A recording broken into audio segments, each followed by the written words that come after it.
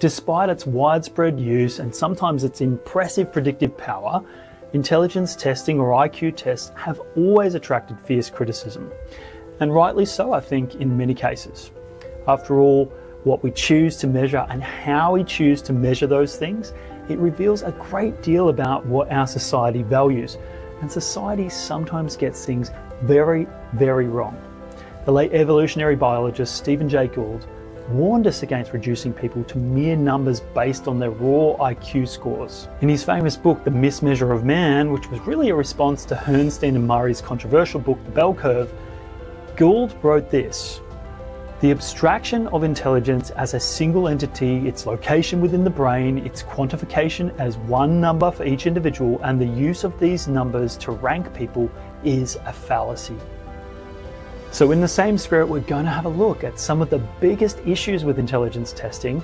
And while I don't necessarily have a specific order in relation to which of these issues that I think is the most serious, I do think that when taken together, they raise enough doubts in my mind to hold a healthy degree of skepticism, not cynicism, about the validity and utility of the current theory and practice of IQ testing. So let's not waste any more time and break down my 7 major issues with how intelligence is currently being measured. And these are issues that are not just philosophical, but they're also statistical, empirical, theoretical, and most importantly, they're issues of immense social consequence.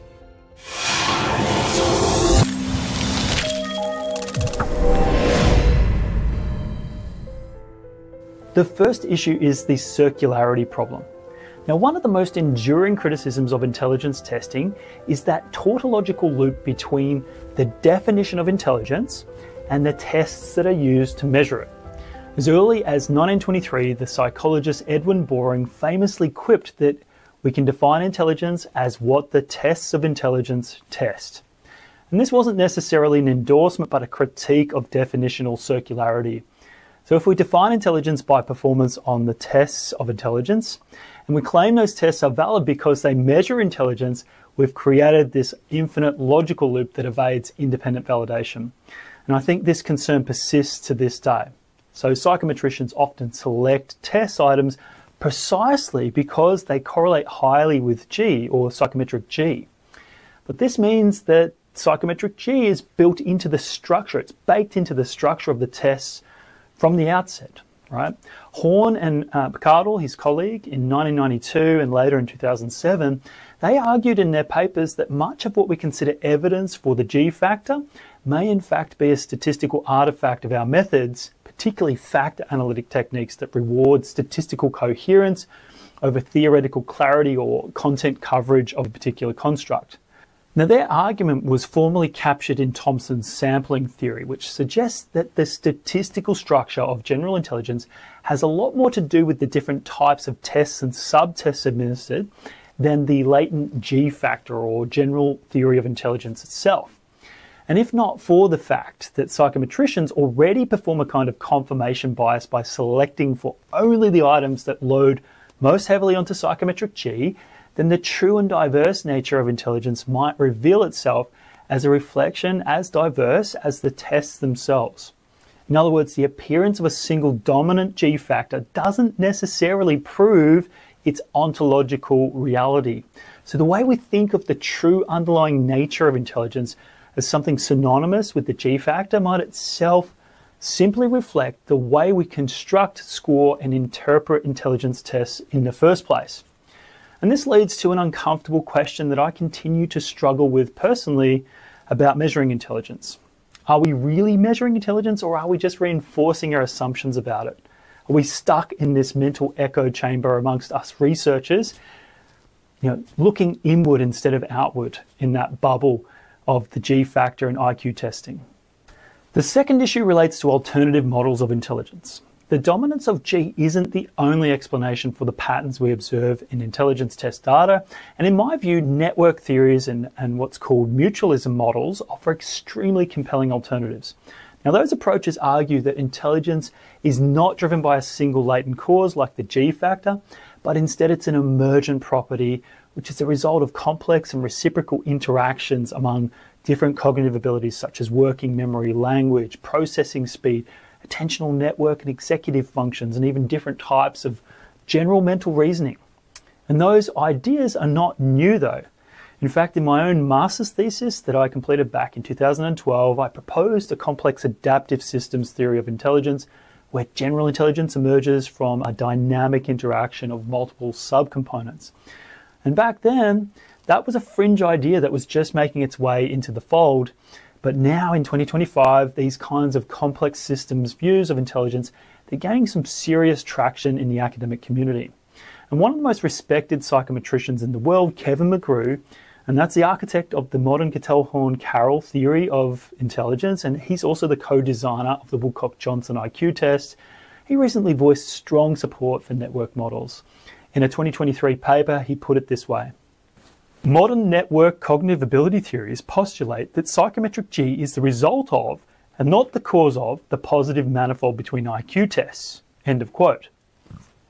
He goes further, questioning the usefulness of pursuing interventions to boost G directly. He says this: common cause factor models that include a dominant psychometric or theoretical G construct hold little promise for helping individuals, as a century of research has not yet found convincing evidence-based practice approaches for moving the needle on general intelligence. In contrast, emergent property models have the benefit of focusing on lower order specific abilities. They have predictive validity. And this view echoes the original mutualism model proposed by Van der Maas in 2006 with his colleagues, who suggested that abilities grow by reinforcing each other over time. And according to their dynamic model, the positive manifold does not require a general factor as an underlying cause. Instead, the manifold arises naturally as abilities influence each other during development. End of quote. And that's a huge shift in our thinking. So rather than treating the G factor as a cause, mutualism treats it as a statistical epiphenomenon, a side effect of multiple skills that just co-develop together in tandem. And what makes this especially powerful is how these theories parallel developments in artificial intelligence.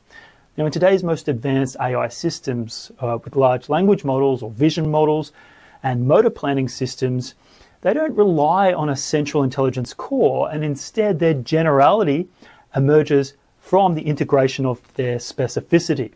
So many specialized systems talk to each other, and out of that, the experience of a general intelligence emerges. So if artificial intelligence can emerge from decentralized modules in machines, then maybe the same thing's true of human intelligence. So that's how the theory goes. So we can apply some of the principles of retrofitting and reverse engineering how artificial intelligence is built up and what emerges from that. And we can reverse engineer it to think about how human intelligence works and emerges from the complexity of our neurological architecture. Now, the third issue is inflated correlational claims. One of the most commonly cited justifications for IQ testing is its purported predictive power. Now, IQ is said to strongly correlate with academic achievement, job performance, income, and even health outcomes, as I mentioned in my previous video. However, it's also true that some of the claims in a lot of the studies on intelligence could be exaggerated. So why is that? Well, they often rest on meta-analytic correlations in the range of a 0.4 to a 0.6 correlation, particularly those reported by Schmidt and Hunter in occupational contexts, and by Roth and colleagues in 2015 in their educational meta-analysis that I cited in my previous video. So for example, in that very meta-analysis, Roth's meta-analysis, over 105,000 participants reported a population-corrected mean correlation of 0.54, which is pretty strong, between intelligence and school grades. However, several serious concerns of mine, I think, undermine the strength of that interpretation with such a strong correlational claim. For example, the correlation estimates in the earlier studies on the predictive validity of intelligence are really shrinking. And in that study by Roth, you can see that in that line that separates the studies before 1983, there is a mean corrected correlation of 0.68, and after 1983, it dropped significantly to 0.47, which equates to a reduction of 30.9%. And that suggests to me the strongest correlations were primarily from older studies that may not generalize to current populations or measurement standards and to this place and time. So while correlations between IQ and life outcomes They do exist, right? We can't argue that. They do exist, but they might be overstated or context dependent or even vulnerable to different kinds of researcher bias. So many of the original studies, I think, suffer from poor methodology, proprietary test gatekeeping, which means they're less reproducible, and inflated statistical corrections that make the scores look bigger than they really are. So scientific reproducibility in those contexts can be quite difficult. As Richardson and Norgate in 2015 argue, IQ may reflect prior social advantage more than innate ability, and until extraordinary evidence emerges, we should treat claims of causality that are based on correlational studies with great caution. The fourth issue is cultural and linguistic bias. Now, IQ tests are not culturally neutral, and we talked a little bit about this before, so even the cultural fair intelligence tests, they carry values and assumptions of the societies that designed them. What's rewarded on these tests, speed, abstraction, familiarity with test taking, analytics, that often reflects societal norms, not universal skills or universal values. As Robert Sternberg argued, intelligence makes sense only within a cultural context. And while I wouldn't go as far as Sternberg to suggest that intelligence only makes sense within a cultural context, it's downright obvious that culture is a major part of the puzzle of how we conceptualize human cognitive abilities, let alone how we measure it. And this becomes obvious if we give an English language IQ test to someone who speaks only, say, Japanese. They're going to score terribly at that test, not because they lack intelligence, but because the test assumes shared language and cultural expectations, and even that the test taker is motivated to do that test. And that goes beyond test items, right? It's about who creates the test, how it's interpreted, and who's expected to care in the first place. Cultural mismatches between the test and the test taker, they affect the performance and the meaning of the test. And it's for this reason that Ken Richardson argues that IQ tests do not measure cognitive ability, but rather conformity with the culture of the test's designers. Rather than aiming for impossible culture-free tests, we should aim for cultural fair tests of intelligence so that they can be used as tools that are context sensitive and appropriately normed to different demographics, and they're used as part of a broader understanding of human potential in the context in which they were created, and no further than that, and certainly not to compare population groups that differ in those respects. The fifth issue I have is the intangible aspect of IQ. So the issue I have is that IQ scores are often treated as though they function like physical properties, like height or weight, but they don't behave that way at all. A 10-point increase in IQ doesn't mean the same thing across the entire scale. So IQ is scored in an ordinal sense from lower to higher, and it's not truly an interval scale, meaning that we can't assume uniform gaps between different sections of the test. So 10 points above 100 versus 10 points below 100, they're going to mean different things in a person's life. A person whose IQ drops from 90 to 80 after a mental health concern or a pathology, say they've had a tumor or they've had an infarct or some kind of stroke, that's going to impact them very differently to a person whose IQ drops from 140 to 130, right? Because now we're talking about severe impacts on a person's functionality and ability to remain independent in their day-to-day function versus a person who is going from the very elite form of cognitive reasoning to a little less elite. So the point here is at the extreme ends and tails of the distribution of intelligence, IQ tests become very problematic. And Spearman's law of diminishing returns recognized that. And he suggested it all those years ago that psychometric G becomes less predictive as intelligence tends to increase, so less G loading in higher ability tests. So specialized abilities and the environments that shape them tend to matter more as the test gets higher and more complex. Now, you might have different intellectual profiles that have different hyper-specializations, and that might shape the mental profile that you measure through IQ testing. For example, an autistic savant may score extraordinarily high on specific subtests like sequential or visual memory, but very low on others like verbal reasoning and vocabulary. And likewise, people age and specialize in different ways. There's different age-related patterns, and we see uneven bumps in subtest scores reflecting learned expertise, developmental differentiation, and cognitive abilities that would fall outside of the scope of what we describe as a general ability. So in short, IQ isn't linear. It's not additive or transitive, and it's not uniformly predictive. It flattens out and fragments, especially at the tails of the distribution. Problem number 6 is instability across lifetimes and populations. While IQ might remain relatively stable compared to other psychological or mental traits, across a lifetime, it's not fixed or immutable. It fluctuates throughout a person's life and across different generations, of course. So within individuals, IQ scores change due to short-term fluctuations such as sleep, motivation, or your psychological state. And scores can also change within longer-term time trends in an individual's life with things like their age, their health, their education, and even just general life experiences. For example, while processing speed and working memory often decline in older age, mostly after 25, so not even that old, crystallized abilities like vocabulary and verbal reasoning, they increase well into adulthood. So across populations, these trends have been recognized in the Flynn effect, which is an appellation of its founder, the philosopher and sociologist James Flynn, who revealed a striking rise in average IQ scores, roughly 3 points per decade throughout the 20th century. As Flynn in a 2009 publication put it, "We are not getting smarter in terms of everyday reasoning, we are just more practiced at the kinds of abstract, formal thinking that IQ tests measure." And the rise wasn't due to genetic change, but likely to improvements in things like nutrition, education, literacy, and the complexity of everyday life and even test-taking skills.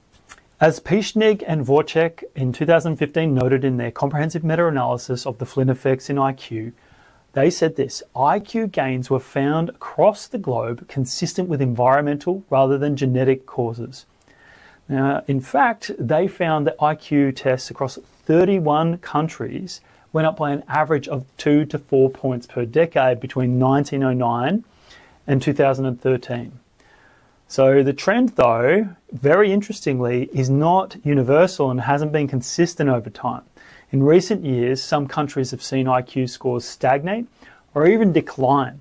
And this is what some are referring to as the reverse Flynn effect, the negative Flynn effect, or even what's called the Lynn effect, because one of the first to point out this reverse trend was the intelligence researcher Richard Lynn. Now, it's not fully known exactly what's causing this reversal in IQ scores, but it's safe to say that it's a complicated mix and it's fraught with political controversy. I found a nice little summary table of these hypothesized causal mechanisms in an article by Woodley and colleagues. And as you can see, they're political dynamite, all of the potential causes in there.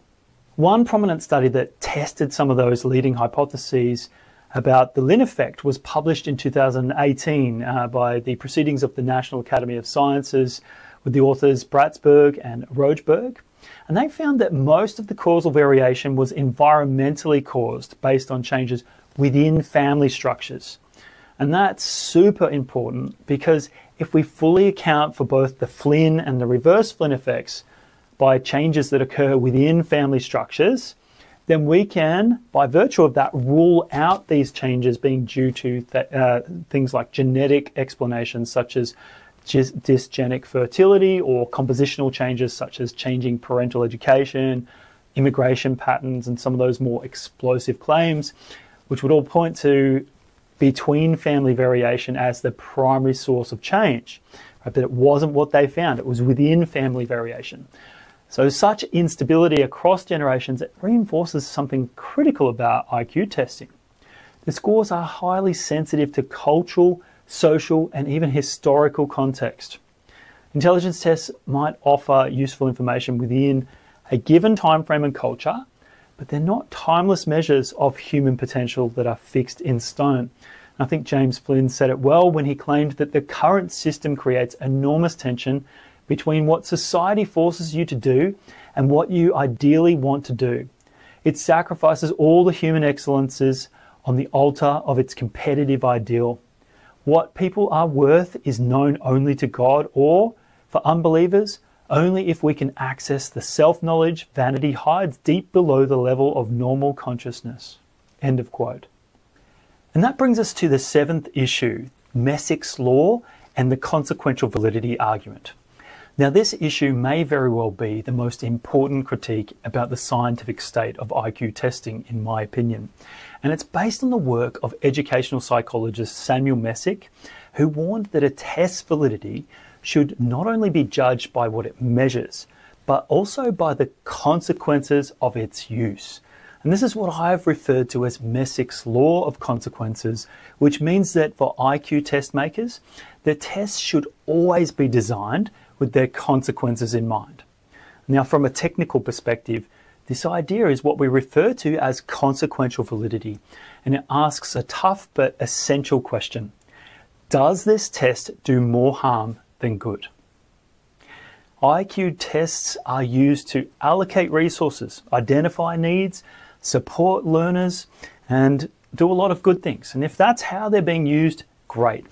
But when they're used to label and disable, to segregate or reinforce negative stereotypes about marginalized groups, their consequences can be very damaging, even if they're technically valid. And in his landmark publication on the issue, Messick said this: "The consequential aspect of construct validity requires consideration of both the value of implications of score interpretation as a basis for action and the actual and potential consequences of test use." End of quote. Historically, IQ testing has been tied to eugenics, forced sterilization, discriminatory immigration policies, racial hierarchies, and segregation. And even today, test scores are sometimes misused and abused to justify inequities rather than to challenge them and help remediate them. And they're currently being used to enforce and justify or to try and negate capital punishment cases where they can literally determine a person's life or death in court based on whether they're deemed to be of sound mind or not when they committed a crime. And issues continue to arise on a regular basis when IQ tests are misused in schools, healthcare settings, and all sorts of different formal diagnostic environments. In fact, a colleague of mine told me a story about his own life trajectory, which hinged on the score of an IQ test. When he was in the first grade, around 6 or 7 years old, he was unable to write properly and he had some fine motor skill and coordination issues. And as a result, his psychologist recommended that he move out of the mainstream system of schooling and into a special needs schooling system. However, his teacher in the mainstream schooling system at the time, she fortunately saw more potential in him than others saw in him, and she focused on what he could do, right? Not the deficit model where they focus on what he couldn't do. And apparently she realized that despite his unique condition, it didn't mean that he was stupid or incapable. It just meant that she needed to make some small adjustments to her teaching strategies to meet him where he's at and differentiate her teaching accordingly. And in his case, after giving him some extra writing scaffolds, he was fine. He later grew up to become a state champion rower and an esteemed scholar who is well-renowned in his field. The lesson here is that we must be careful not to use IQ tests to put people in boxes or to put a low ceiling over people's potential. And this is especially true of young people who are mostly potential. They've got so much ahead of them. These young students, especially with disabilities and labels that we use, that's not all of them. That's not only the beginning of them. They are so much more than that, and we've got to remember that. Now, what does this mean practically? I think as a bit of a rule of thumb, if a test, say an IQ test, reinforces the social position of its designers, rather than serving the people that it was intended to assess in the first place, then its consequential validity's failed. McGrew said it best when he stated that the point is clear. IQ test scores should not be used as an excuse to formulate lower academic expectations for students with disabilities. We need to look beyond IQ. And I hope that this discussion has helped you do exactly that. Now, what would a good YouTube video be without a bonus round? And that bonus round is about an 8th issue. And it is an issue that centers on this idea of the malleability of intelligence test scores and the sensitivity they have to training. And this confuses a lot of people, the fact that IQ scores can improve with practice or coaching or specific test preparation strategies. And I've seen plenty of people on YouTube making this point by arguing that IQ test coaching can improve IQ test scores, and voila. the test is no longer valid because it's liable to improve with practice. Now, at first glance, that's going to seem like a bit of a deal breaker for some of you. So if an IQ score goes up with practice and exposure, doesn't that mean that IQ tests are flawed and inherently problematic? Not necessarily. Just like someone can improve any kind of test with coaching and practice, whether that be a driving test or a piano performance recital, they're going to get better at that with practice of the test itself. So it doesn't mean that it's necessarily going to invalidate that test. See, all tests, no matter what topic or construct that they attempt to cover, are always going to bring some kind of extraneous information into that test so that the results are not directly relevant to the intended construct. They're going to capture some additional information there. And most psychometricians are well aware of that challenge whenever they construct a test. So they don't design these tests with perfection in mind. Rather, their goal is to make the test sufficiently reliable and stable over many repeated attempts. And we have some really nice statistical tests on our side to help measure the levels of test reliability over time and with repeated measures for individuals and between them. And most psychometricians are cautious enough to know not to trust one single test result in isolation. Rather, they trust test results when they come in packages, when they evaluate a test result in the context of a wider set of different types of validation studies and different instruments. And those studies will often show how much the test covers the intended construct, like intelligence, such as like the G factor, and how much of the test measures extraneous factors such as effort, motivation, test-taking ability, or even whether you're focused and attentive to the test. Now, an excellent example of this issue is shown in a 2020 study by Schneider and colleagues. They used a 14-minute video to explicitly teach over 200 psychology and education students the underlying rules and strategies behind figural matrices tasks. Now, these are kinds of puzzles often found on nonverbal IQ tests. And they found that after teaching the students, their IQ test results significantly boosted, like as in over 1 standard deviation. So that's a whopping difference, or Cohen's d of 1.19, just from a 14-minute video.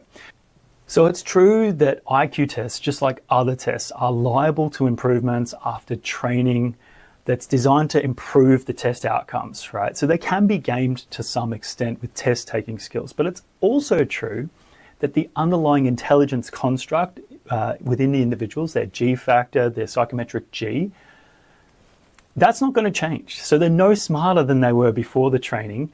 And this is undoubtedly going to be reflected in their test scores on alternative IQ tests that they didn't train for. So it's training specific benefits. If you were to retain the rank of the students on their underlying G loading scores rather than their raw IQ composite scores, you're going to retain a fairly stable picture of their intellectual profile in relation to the test and relation to their peers. So the argument that intelligence tests are somehow worthless because they can improve with coaching is totally misguided in many ways. No tests are immutable, and most tests never perfectly cover their target construct. Instead, most tests typically capture a bit more extraneous information that's not a part of the intended target. And in our case, the construct of intelligence is the intended target, but it's also going to capture things like test-taking skills, yes, effort and motivation, stress levels of the test taker, their language skills. All of those things are a part of the picture of the final score that people receive. But this is not news to a trained psychometrician, and their goal is not to make it perfect, but to instead make it valid and reliable. And there are many technical, statistical, and procedural methods that can be used to establish these standards. And as far as standardized tests go, IQ tests are in fact quite reliable and stable, and they do a reasonably good job of covering the intended intelligence construct, so they're quite valid.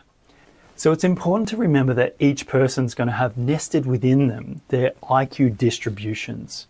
And this is not only true of IQ tests, but it's true of academic achievement tests and all kinds of tests, right? So it's really important to remember that all of these distributions lie within us. We are multitudes, we contain multitudes, and our intellectual profiles, our academic profiles are no different.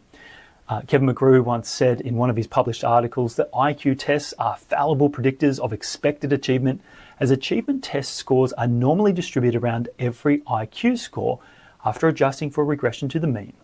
Expected achievement for any IQ score can display a band of expected achievement close to 22 standard score points, plus or minus 11 points, for approximately 2/3 of the population, end of quote. And that suggests to me that if I want to get the most reliable picture of my own intellectual capacity, or any other psychological trait for that matter, I'm going to want to take many different converging tests over many different occasions, and the most reliable estimate will probably be something like an average of that, an average of all those different tests.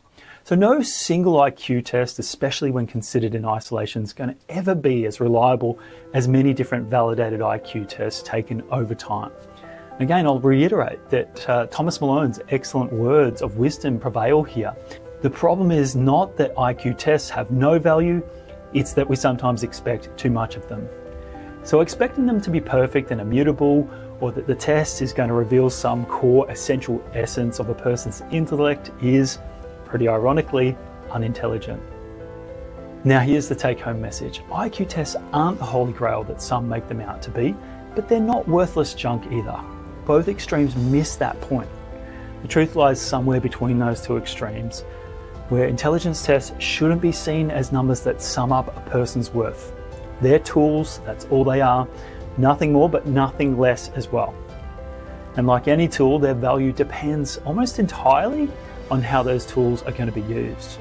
When they're used thoughtfully, with humility, context, and cultural sensitivity, they can offer valuable insights into how people think, learn, and solve problems. But here's what they can't do. They can't define your worth.